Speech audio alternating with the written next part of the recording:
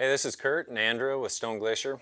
We're going to take you through how to properly fit one of our frame packs. So this is our X-Curves, our Evos, our Terminus, and our Kiowa. So when you first receive your pack, one of the first things in order to get it fit is to add about 25 to 35 pounds to it. The next thing that you're going to do is you're going to loosen up some of the straps. The straps come tight when they first come out of the box. So we're going to start with the load lifters. Give yourself some slack on those.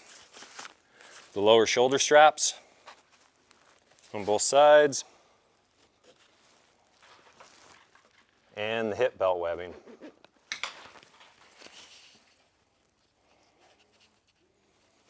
All right, now we're going to have Andrew try this pack on. And what he's going to focus on this first step is placement of the hip belt. So we're looking at the top of your hip bones. A good place to start is the center line of the belt or slightly above. This will vary for a lot of different people. It really depends on where you get good contact on the back part of the lumbar, but this is a good starting spot. So go ahead and tighten that up. You'll probably have to shift the load up on your back as you tighten it. So get it to the point where all that weight is riding on your hips, which he has. Now, next step, these lower shoulder straps, we're going to tighten these up. You're going to tighten this up until you get some load transferred to the top of your shoulders, maybe 10 or 15 pounds. Okay, we have that set. Then you're going to move to your chest strap. You don't have to worry about adjusting height yet because we haven't set the shoulder strap height. We just want this tight enough to keep the curvature as it comes underneath the shoulder, underneath the armpits. Then the last step are going to be the load lifters. We're going to tighten these up just to the point that it starts to pull a little bit of pressure on the front. Now, what we're looking for is on the shoulder strap, we're looking for this change in fabric from black to foliage. We want this to land approximately over your collarbone. Doesn't have to be exact, but what this does is it sets the curvature of the shoulder strap as it comes under. If it's set too short, which this one is, by about 2 inches, it transitions under the arm too quickly, pinches right here, and it'll start to cut off the circulation to your arms.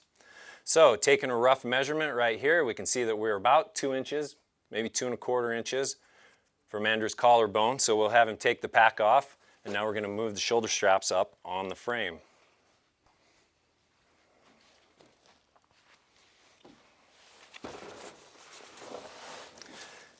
These shoulder straps are attached via hook and loop. Very easy to move up. If we take a reference point right here, we know that we need to move these up approximately 2 inches to 2 1/4 inches to get them where Andrew needs it. So, knowing that both of these are right here, peel that up. If I stick my hand under right here, it will allow that to free float. I'm going to go a little bit more. We're going to move it right there. We'll see where we're at. Stick my hand under here. The Velcro won't catch. Now, one thing to keep in mind is when we move these shoulder straps, you can change the angle that the shoulder strap comes off of the frame. So somebody like me, pretty narrow through the shoulders, I want them to transition a little bit closer. Take somebody, Andrew, he's a little bit wider than I am. We can start to splay those out just a little bit. And you'll feel that pressure along the top. So you can adjust that after you get the height. All right, now we just want to put just a little bit of pressure down, make sure that the Velcro is adhered. Now we're back to the same spot. We're going to loosen this, loosen this, loosen this.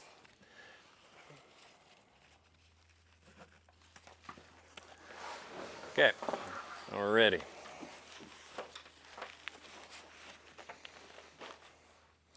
Now through the same sequence.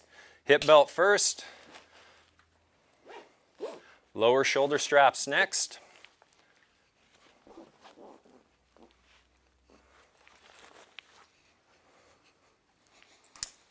Chest strap. And your load lifters. Good. Now, when Andrew turns this way, you'll see that this one is just slightly lower than this one. And one of the interesting things about fitting it to individuals is you may have them even on the pack frame, but because of the way you wear your pack or your body shape, one strap may end up being higher or lower than the other. So if we needed to adjust this one, we could lengthen this one out another ½ inch or whatever we needed to get it. But where it's sitting right now, you can see that transition comes cleanly under his shoulder, doesn't pinch into his armpit. This isn't overly tight, so it's not compressing on his chest. And that looks like a good fit all through that suspension. Now, when we look from the side, these are the load lifters. So depending on the amount of weight that you have in the pack, that determines the amount of tension that you have on the load lifter. So on a lightweight pack like this is about 35 pounds.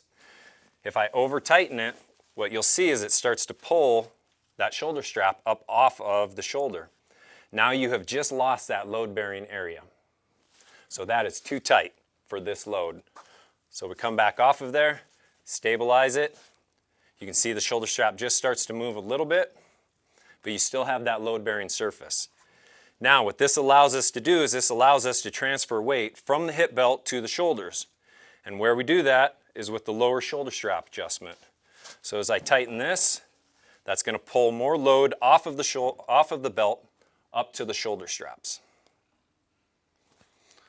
All right, if you want to take that off, now we'll show how to adjust the belt. All right, the last two adjustments that we can make are going to be on the hip belt. You can see there's two straps with two tension locks. We can adjust depending on your shape. If the shape of your hips goes slightly down in, or if the hip shape goes slightly back out, we can adjust this. Simply tighten up the top. That's going to put more pressure on the top, or loosen the top and tighten the bottom, and that's going to put more tension on the bottom, depending on your shape. That relieves the stress down through the middle of the hip belt over the top of the point of your hip. When you make this adjustment, you need to make this adjustment when the pack is off or when tension is off. You can't get enough tension on these. So I'd make the adjustment right there, I'd put the pack back on and see how it feels on the tension. The last adjustment that we can make is on the roll of the lumbar pad. The lumbar pad has one extra piece of foam. You can see right here from the side that extra piece of foam is centered in the middle when you first get it.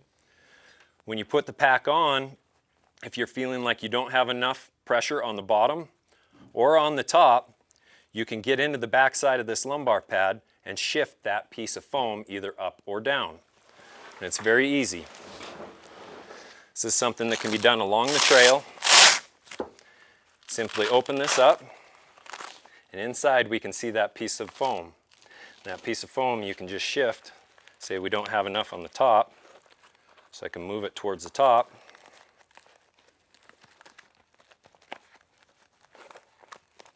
Line the lumbar pad back up, make sure there are no folds in the fabric.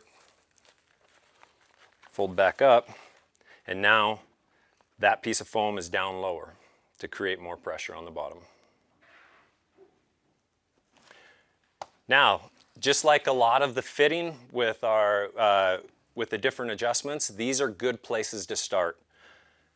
Really, when it's fit is when it's comfortable. So if you're having any pressure points, any issues, please feel free to give us a call here at the shop.